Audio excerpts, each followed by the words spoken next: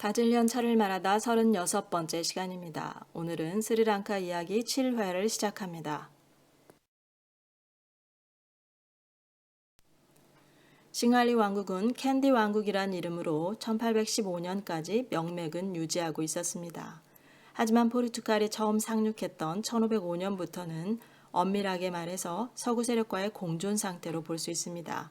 섬의 중요한 거점은 유럽 세력들이 차지하고 있었고 주민들 생활 전반에도 서구 세력이 막강한 영향력을 행사하고 있었습니다. 단지 그 세력의 중심이 포르투갈에서 네덜란드로 다시 네덜란드에서 영국으로 이동했을 뿐입니다. 여기서 당시 스리랑카에서 유럽 세력들의 힘의 이동에 대해서 조금 살펴보겠습니다.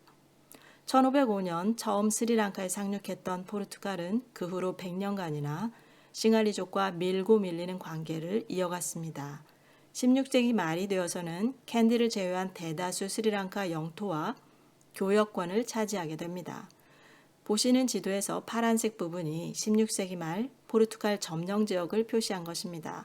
섬의 서쪽은 유럽에서 배를 타고 도착하는 방향의 해안 지역으로 이 지역을 모두 장악했다는 것은 해안에서 교역하는 권한을 독점했다는 의미가 되는 것입니다. 하지만 포르투갈의 지배권은 17세기 중반부터는 차츰 네덜란드에 밀리게 되는데 그 이유 중 첫째는 캔디 국왕의 의중에 외세를 이용해서 외세를 물리치고자 하는 마음이 있었던 까닭입니다. 당시에는 주민들도 왕실도 포르투갈을 축출해내는 것이 최대의 목표였습니다. 지나친 종교적 억압이 무엇보다 큰 이유가 되었습니다. 1638년 캔디 국왕 라자싱하 2세는 네덜란드의 해군 사령관과 캔디 조약을 맺게 됩니다.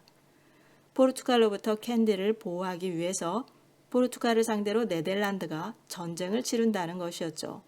네덜란드는 포르투갈이 가졌던 온갖 교역권을 이어받는 것이고요.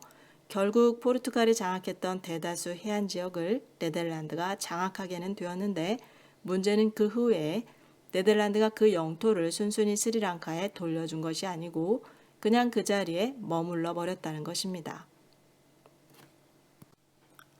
캔디 입장에서는 외세만 바뀌었을 뿐 득이 없는 결과를 초래한 것입니다. 포르투갈이 네덜란드에 질 수밖에 없었던 다른 이유는 포르투갈 본국의 당시 상황과도 연관이 됩니다. 포르투갈 본국은 왕실과 종교계의 여러 가지 부패로 어지러웠고 불안정한 상태였습니다.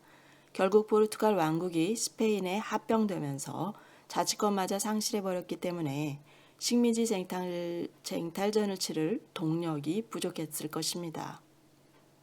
네덜란드는 캔디 국왕과의 조약은 무시한 채 자푸나 지역의 계피 농사, 담배 농사 등을 지휘했습니다. 싱할리 왕국의 비협조로 농사지을 인력을 확보하기는 어려웠지만 그 대안으로 가까운 인도에서 타밀족 노예들을 데려와서 농사를 짓고 수확한 농산물을 바다를 통해 교역하게 됩니다. 캔디 국왕은 여전히 존재했지만 네덜란드는 식민지에서 취할 수 있는 이득을 충분히 취하는데 별다른 어려움은 없었던 것입니다. 하지만 18세기 말이 되자 상황이 달라집니다. 1789년 프랑스에서는 프랑스 대혁명이 있었고 그 직후에 나폴레옹 전쟁이 1803년부터 1815년까지 계속되었습니다. 유럽 통일 야욕을 보인 프랑스에 맞서서 많은 유럽 국가들이 연합군을 이뤄서 전쟁을 하고 있었지만 그 중간에 계속해서 프랑스에 합병이 되는 나라들이 속출하게 됩니다. 네덜란드 역시 도중에 프랑스에 합병이 되었었죠. 사실상 영국을 제외하고는 대다수 유럽이 다 프랑스에 의해서 합병이나 동맹이 이루어진 상황이 되자 영국은 네덜란드의 식민지조차 모두 프랑스 차지가 되는 것에 대해 우려를 갖게 됩니다. 그래서 해군력을 동원해서 무력으로 식민지 점령 작전에 나선 것입니다.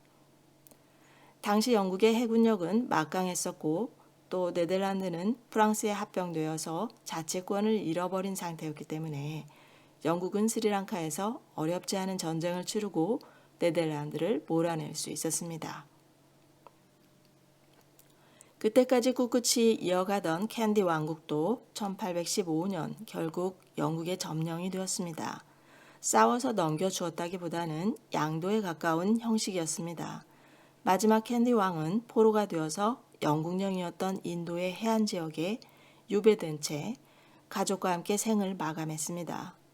영국은 캔디 왕국의 고위급들 그리고 지역 유력자들과 함께 캔디 협정을 맺음으로써 스리랑카의 통치권은 영국 여왕에게 넘겨집니다. 이렇게 시작된 영국의 식민 지배는 1948년까지 계속됩니다.